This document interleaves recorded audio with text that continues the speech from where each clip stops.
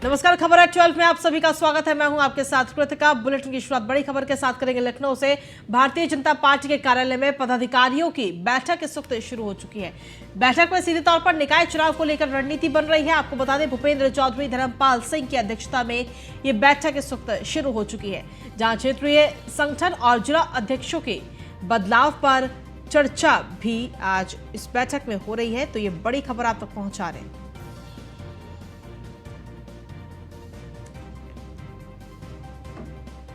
तो क्षेत्रीय संगठन और जिलाध्यक्षों के बीच ये बैठक काफी खास और काफी अहम ये बैठक आज।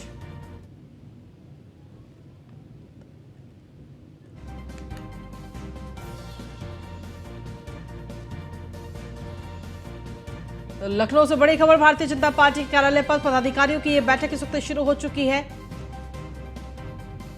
जिन लोगों को नए नए पद अभी मिले हैं उनके साथ में ये पहली बैठक, भूपेंद्र चौधरी, धर्मपाल सिंह की अध्यक्षता में ये बैठक, क्षेत्रीय संगठन और जिलाध्यक्षों के बदलाव पर सीधे तौर पर चर्चा इस बैठक में की जाएगी। तो भारतीय जनता पार्टी के कार्यालय में पदाधिकारियों की ये बैठक इस वक्त शुरू हो चुकी है। ये बड़ी खबर आप तक पहुंचा रहे हैं।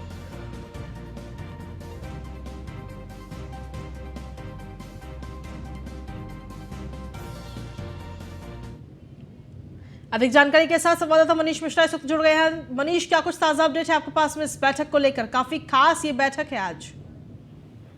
अजय कृतिका, देखिए आपको बता दूं कि करीब 11:30 बजे का वक्त था जब भारतीय जनता पार्टी के मुख्यालय पे बैठक हुई थी, जिसकी अध्यक्षता राधा मोहन सिंह, जो कि प्रदेश प्रभारी हैं, उनके साथ प्रदेश अध्यक्ष भूपेंद्र चौधरी, साथ ही साथ प्रदेश के संगठन महामंत्री धर्मपाल सिंह है। हालांकि इस बैठक की अगर आप चर्चा करेंगे, बात करेंगे, पदाधिकारियों से बात करेंगे, तो परिचालक बैठक का नाम दिया जा रहा है। पर इस बैठक का अगर आप सही मायने में देखेंगे तो आगे आने वाले चुनाव, जो निकाय चुनाव है, उसकी रूपरेखा, उनके प्रत्याशी है, उनकी चयन प्रक्रिया के साथ ही साथ पर्यवेक्षकों की जो नियुक्ति है उसको लेकर सबसे अहम माना जा रहा है, क्योंकि बूथ लेवल का चुनाव होता है, निकाय चुनाव, और माना जा रहा है कि सेमीफाइनल चुनाव की तरह ही इसको देखा जाता है। जिस तरह से लोकसभा चुनाव आने वाले एक साल से कम का समय आपके पास बचा है जब आप लोकसभा चुनाव खेलेंगे, इसके पहले सेमीफाइनल के रूप में देखा जा रहा है। और नई टीम का गठन हुआ है, भूपेंद्र चौधरी नई टीम का जो बदलाव किया है, हालांकि आंशिक बदलाव है, तमाम वो पुराने चेहरों को ही जिम्मेदारी दी गई है। तो उसके बाद अब एक परिचालनात्मक बैठक है, साथ ही साथ इनमें रणनीति बनाई जाएगी किस तरीके से निकाय चुनाव को लेकर आगे आने दिनों में जो अभियान है, जो कि केंद्र चुनाव समिति के द्वारा दिए जाते हैं या फिर राज्य समिति द्वारा जो दिए जाएंगे,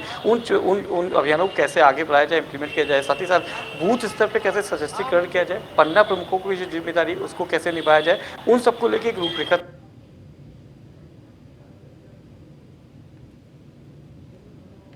जिला के अध्यक्ष हैं और जो जिला उसको भी बदलाव होने से माना जा रहा है, उनको लेकर भी इस बैठक में इसको लेकर चर्चा की जाती है। तो सबसे अहम अगर रहेगा तो सबसे अहम रहेगा कि पर्यवेक्षकों की नियुक्ति, साथ ही साथ उनके रिपोर्ट कार्ड के आधार पे जो चयन प्रक्रिया है, जो प्रत्याशियों की चयन प्रक्रिया है, वो बहुत अहम रहने वाला। किस तरीके से निकाय चुनाव में आप जाएंगे, क्योंकि 17 मेयर पद है, उनको आपके पास जीतने की चुनौती रहेगी, सबसे बड़ी रहती है। महानगरों में आपको मेयर पद पे जीतने की चुनौती बनी रहेगी। तो कहीं ना कहीं उनको लेकर रणनीति तैयार की जाएगी। पूरी जो आज का एजेंडा अगर देखेंगे, तो इस पूरे एजेंडे के तहत अगर बात करेंगे तो निकाय चुनाव सबसे अहम रहने वाला है। बूथ पे किस तरीके से काम किया जाए, बूथ सशक्तिकरण को लेकर कैसे काम किया जाए, पन्ना प्रमुखों की जिम्मेदारी और पर्यवेक्षकों की नियुक्ति, ये सबसे अहम इस पूरे जो बैठक है इसमें पूरा ओवरऑल रहने वाला है। तो भारतीय जनता पार्टी हालांकि 365 दिन चुनाव मूड में रहती है, चुनाव के मूड में लगातार रहती है, किसी भी चुनाव के लिए लगातार तैयार रहती है। एक चुनाव खत्म नहीं होता है तब कि दूसरे चुनाव में ले आगे तैयारी बनी रहती है। तो कहीं ना कहीं एक बैठक का जो एजेंडा है वो सबसे अहम रहने वाला है कि आपके दोनों चुनाव की जो प्रक्रिया है उसको कैसे तैयार की जाए, केंद्र और शीर्ष नेतृत्व के आगे वाले समय में जो अभियान है वो कैसे किए जाए, निकाय चुनाव, क्योंकि बूथ लेवल चुनाव होता है, उसमें आपके जो आम जनता है, जो अंत्योदय तक आपकी योजनाएं हैं, वो आम जनता तक, गांव-गांव तक कैसे पहुंचाया जाए, आपके जो कार्यकर्ता हैं उनको कैसे इस चीज़ की जानकारी दिया जाए, मोदी योगी की डबल इंजन की जो सरकारें हैं उनको कैसे आप उनकी कैसे जो महत्वपूर्ण योजनाएं हैं और उनके जो साथ ही साथ आपके जो लाभार्थी हैं उनके साथ कैसे आप अपने क्षेत्र में जाके उनकी योजनाओं को अमल में लाएंगे, उसको लेकर ये चर्चा की जाएगी। तो ओवरऑल देखा जाए तो चुनाव को लेकर ये बैठक है, हालांकि इसको नाम आपको परिचालक बैठक दी गई है, पर इसमें जो रणनीति बनाई जाएगी वो निश्चित तौर से ज़मीनी हकीकत पे उतर के कैसे जो योजनाएं उनको इम्प्लीमेंट किया जाए और निकाय चुनाव और लोकसभा चुनाव के आगे आने अभियानों की कैसे तेजी की लाई जाए, इसको लेकर इस पर चर्चा की जाएगी। कृतिका जी। मनीष, अगर सीधे तौर पर रणनीति की बात करें तो क्या किस रणनीति के तहत भारतीय जनता पार्टी इस बार काम करती हुई नजर आई, क्योंकि अभी जल्दी ही देखना होगा कि नगर निकाय के लिए चुनाव की तारीखों का ऐलान भी कर दिया जाएगा। देखिए, माना जा रहा है कि निकाय चुनाव का जो अधिसूचना है वो आज देर शाम माना जा सकता है कि करीब 6:30-7 बजे के आसपास का समय रहेगा। आपको जारी हो सकती है, आरक्षण की जो प्रक्रिया है वो जारी की जा सकती है। उसके बाद बहुत जल्दी आप चुनाव में होंगे। एक महीने से कम का वक्त माना जा रहा है कि आप जब निकाय चुनाव के बीच में, और निकाय चुनाव सबसे क्रिटिकल अगर आप देखेंगे तो किसी भी राजनीतिक पार्टी के लिए अपने बूथ स्तर को समझने के लिए, अपने बूथ के लेवल पे आपकी क्या स्थिति है वो जानने के लिए सबसे इम्पोर्टेंट होता है।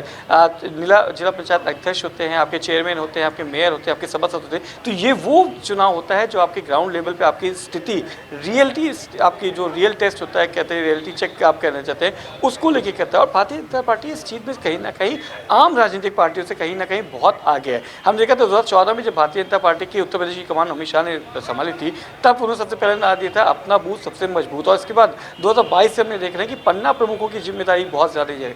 1,74,000 के आसपास के बूथ हैं उत्तर प्रदेश में, और उसमें आप देखेंगे तो कम से कम एक बूथ पे 5 से 6 पन्ना प्रमुखों की नियुक्ति करती है भारतीय जनता पार्टी। उनको लेके किस तरीके से उनकी योजनाएं हैं वो एक एक घर तक पहुंचाना होता है, और एक प्रमुख के पास 6 वोटर की जिम्मेदारी होती है। तो कहीं ना कहीं जो आप देखेंगे किस तरीके से बारीकी को आप समझने की कोशिश करेंगे तो भारतीय जनता पार्टी की स्ट्रेटेजी रहती है वो हमेशा से बिल्कुल बूथ स्तर से रहती है, और किस तरीके से इंप्लीमेंट किया जाए उसको लेके बहुत ज़्यादा इसमें चर्चा रहती है, और कहीं ना कहीं उस पर काम करती नजर आती भारतीय पार्टी। आज की अगर बैठक बात करेंगे तो पर्यवेक्षक नियुक्त किए जाएंगे, वो पर्यवेक्षक नियुक्त किए जाएंगे जो आगे आए समय में जो आपके जिला अध्यक्ष हैं, जो उनके जो कार्यकारिणी है उसको लेके एक रिपोर्ट देंगे। साथ ही साथ निकाय चुनाव को लेके जो प्रत्याशी चयन की प्रक्रिया है उसमें इन प्रत्याशियों की जो नियुक्ति के बाद इनकी जो रिपोर्ट आएंगी, उन रिपोर्ट के आधार पर निकाय चुनाव में जो प्रत्याशी चयन है उसकी प्रक्रिया की जाएगी। जी चलिए, शुक्रिया तमाम जानकारी के लिए मनीष। और चलिए बुलेटिन में आगे बढ़ेंगे। अगली खबर है लखनऊ से ही, जहां पर भारतीय जनता पार्टी के कार्यालय में पदाधिकारियों की बैठक। आपको बता दें कि बैठक में निकाय चुनाव को लेकर रणनीति बनेगी। भूपेंद्र चौधरी, धर्मपाल सिंह की अध्यक्षता में यह बैठक क्षेत्रीय संगठन और जिलाध्यक्षों के बदलाव पर भी चर्चा इस बैठक में की जा रही है। लगातार आपको बता रहे हैं कि सीधे तौर पर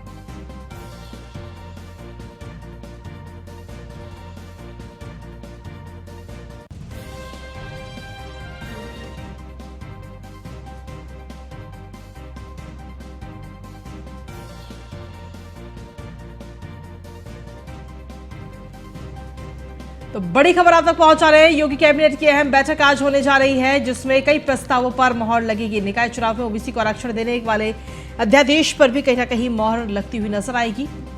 कैबिनेट बैठक में 1 दर्जन से ज्यादा प्रस्तावों पर चर्चा होगी। शिक्षा समेत अन्य विभागों के प्रस्ताव पर मोहर लगना संभव बताया जा रहा है। बड़ी खबर आप तक पहुंचा रहे लखनऊ से, योगी कैबिनेट की अहम बैठक आज होने जा रही है। सीएम आवास पर कैबिनेट की अहम बैठक होगी, जहां आरक्षण देने के लिए संशोधन का अध्यादेश लाया जाएगा। निकाय चुनाव में ओबीसी को आरक्षण देने के लिए भी अध्यादेश। कैबिनेट बैठक में 1 दर्जन से ज्यादा प्रस्तावों पर चर्चा होगी। साथ ही आपको बता दें कि शिक्षा समेत अन्य विभागों के प्रस्तावों पर भी आज मोहर लगनी संभव मानी जा रही है।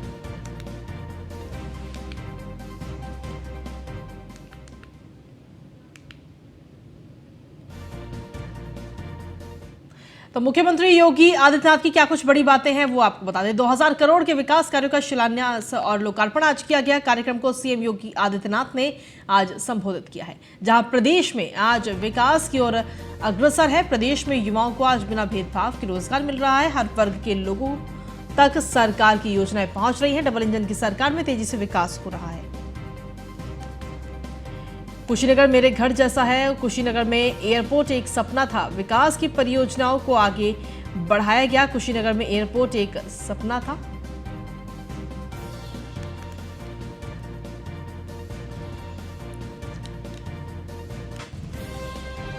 को न्याय मिले, एक वंचित को न्याय मिले, उसको शासन की सुविधाओं का समयबद्ध तरीके से शासन की सुविधाएं प्राप्त हो।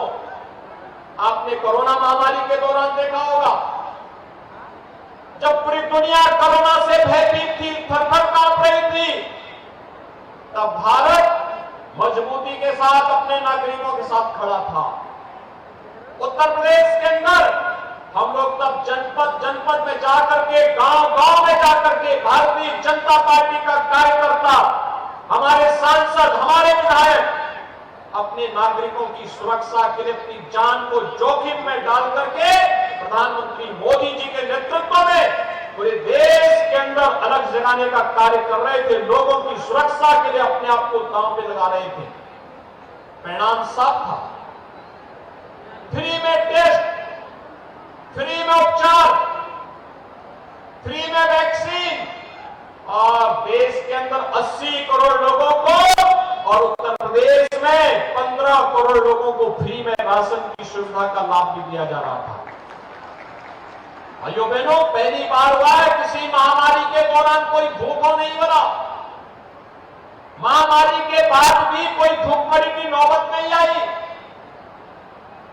किसी भी संवेदनशील सरकार की पहचान इसी बात से की जा सकती है कि विपत्ति में सरकार आपके साथ खड़ी थी। आवासीय सुविधा का लाभ हर एक नागरिक को प्रदान किया जा रहा है, और कुशीनगर जनपद तो सर्वाधिक मुसहर बहुल्य जनपदों में से एक है। मुसहर जाति के लोगों के पास जमीन के पट्टे नहीं, आवास बनाते कहां?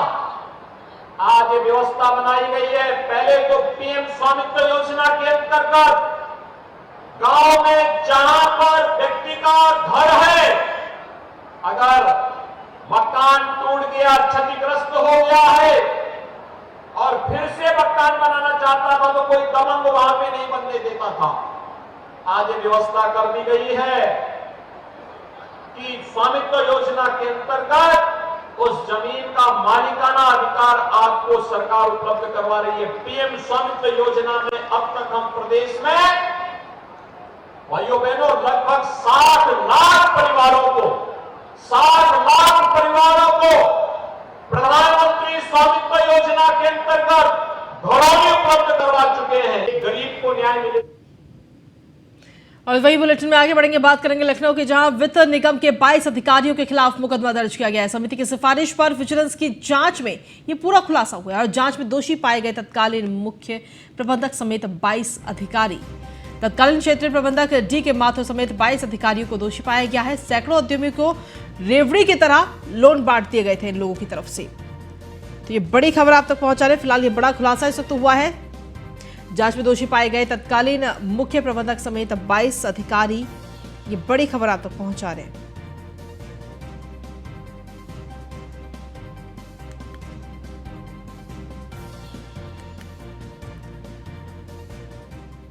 और चलिए बुलेटिन में आगे बढ़ेंगे। अब आपको बता दें कि मात्र 3,000 रुपए में आप अयोध्या के हवाई दर्शन कर सकेंगे। रामनवमी से हेलीकॉप्टर से अयोध्या के हवाई दर्शन करवाए जाएंगे और ये उड़ान अयोध्या के सरयू अतिथि गृह से शुरू होगी। पर्यटकों को 7 से 8 मिनट की उड़ान में पूरी अयोध्या के दर्शन कराए जाएंगे। वहीं आपको बता दें कि सेवा मात्र 15 दिनों के लिए होगी और साथ ही लोगों की संख्या बढ़ने पर हेलीकॉप्टरों की संख्या भी बढ़ोतरी की जाएगी।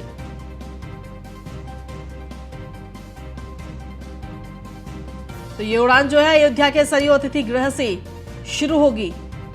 अब आप अयोध्या के हवाई दर्शन कर सकेंगे। पर्यटकों को 7 से 8 मिनट की उड़ान में अयोध्या दर्शन कराए जाएंगे।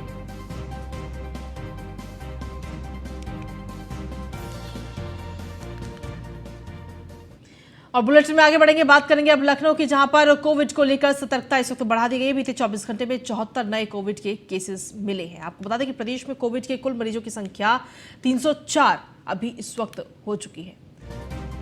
कोरोना के बढ़ते मामलों को लेकर स्वास्थ्य निदेशालय ने अपनी रिपोर्ट भी मांगी है। मुख्य चिकित्सा अधिकारियों से संसाधनों का भी पूरा ब्यौरा मांगा गया है। वहीं अस्पतालों में मॉकड्रिल के साथ साथ व्यवस्था दुरुस्त करने के भी निर्देश दिए गए हैं, जैसे oxygen plant, oxygen supply, bed दुरुस्त करने के ये आदेश इस वक्त दिए गए हैं।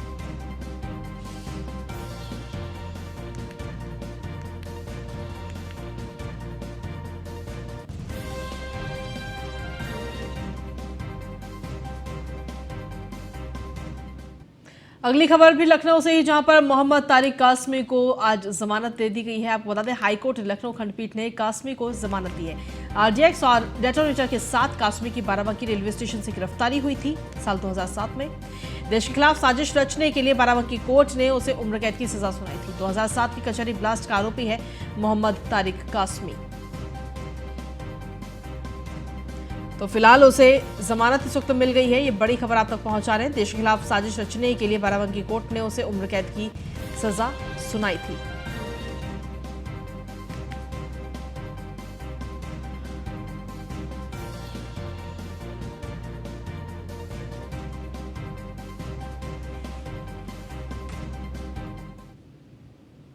वहीं आपको बता दें कि उत्तर प्रदेश में कुशल खिलाड़ियों की भर्ती इस वक्त की गई है पुलिस विभाग में। अभी तक खेल में ये लोग जौहर दिखा रहे थे, लेकिन अब इन्हें पुलिस की वर्दी दी जाएगी।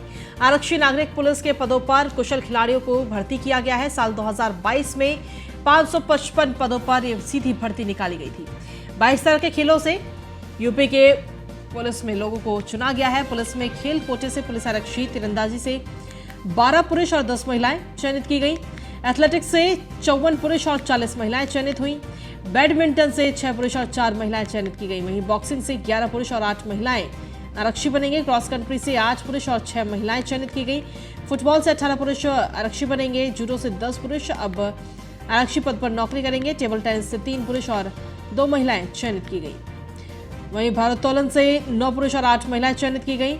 वुशु से 9 पुरुष और 6 महिलाओं का चयन किया गया है।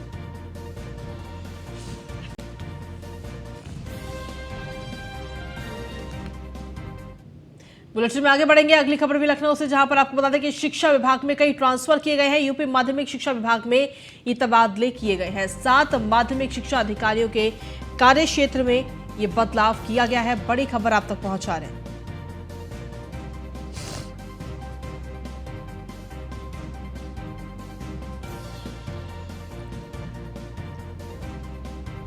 तो 7 माध्यमिक शिक्षा अधिकारियों के कार्य क्षेत्र में यह बदलाव किया गया है। शिक्षा विभाग में एक साथ 7 लोगों के कार्यभार में बदलाव ये किया गया है।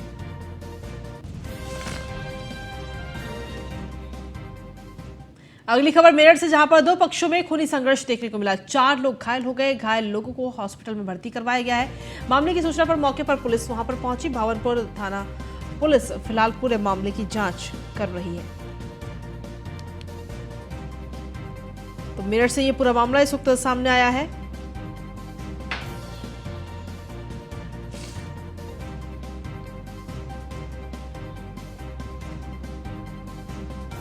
तो 2 पक्षों में खूनी संघर्ष मेरठ में ये देखने को मिला है। फिलहाल पुलिस वहां मौके पर पहुंची और इस पूरे मामले की जांच में पुलिस जुट गई है। अगली खबर श्रावस्ती से, जहां पर 3 दिन पहले नहर में नहाते समय डूबे 2 बच्चों को रेस्क्यू टीम ने नहर से 2 बच्चों का रेस्क्यू किया है। दोनों बच्चों के शवों को बाहर निकाला गया है। 3 दिन के बाद में कड़ी मशक्कत के बाद दोनों बच्चों के शव बरामद किए गए। नहर में नहाते समय ये बड़ा हादसा हुआ था। हरदत्त नगर गिरंट थाना क्षेत्र अंतर्गत देवरा गांव का ये पूरा मामला सामने आया है।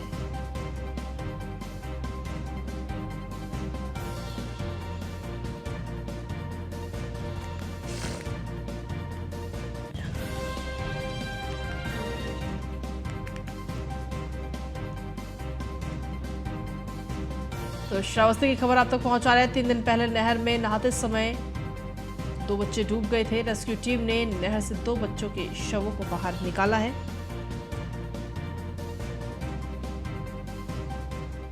अगली खबर नोएडा से, 2 पक्षों में जमकर मारपीट हुई और आपस में कहासुनी को लेकर यह मारपीट हुई है। ओम हॉस्पिटल में एक्सीडेंट के मामले में यह मरीज एडमिट था। घंटों हॉस्पिटल मैनेजमेंट तमाशा देखता रहा। मारपीट में महिला भी शामिल थी।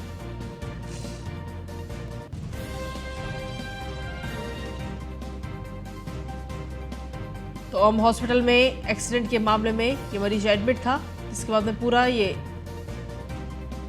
मारपीट का जो नज़ारा वो देखने को मिला है। मारपीट में बताया जा रहा है कि महिला भी शामिल थी।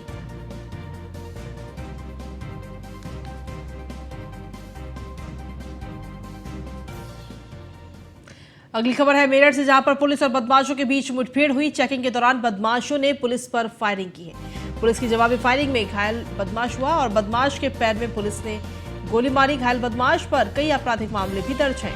घायल बदमाश को फिलहाल अस्पताल में भर्ती कराया गया, जहां पर आपको बता दें कि होमगार्ड चौराहे के पास की ये पूरी घटना बताई जा रही है।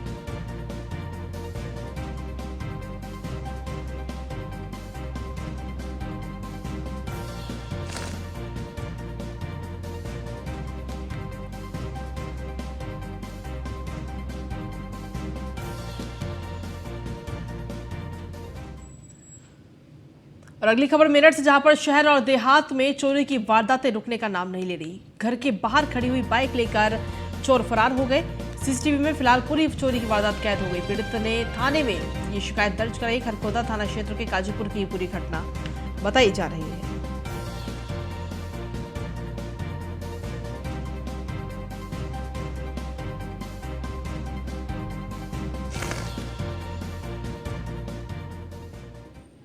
खबरों का सिलसिला न्यूज़ इंडिया पर यूं ही लगातार जारी है। फिलहाल खबर एट 12 में इतना ही। नमस्कार।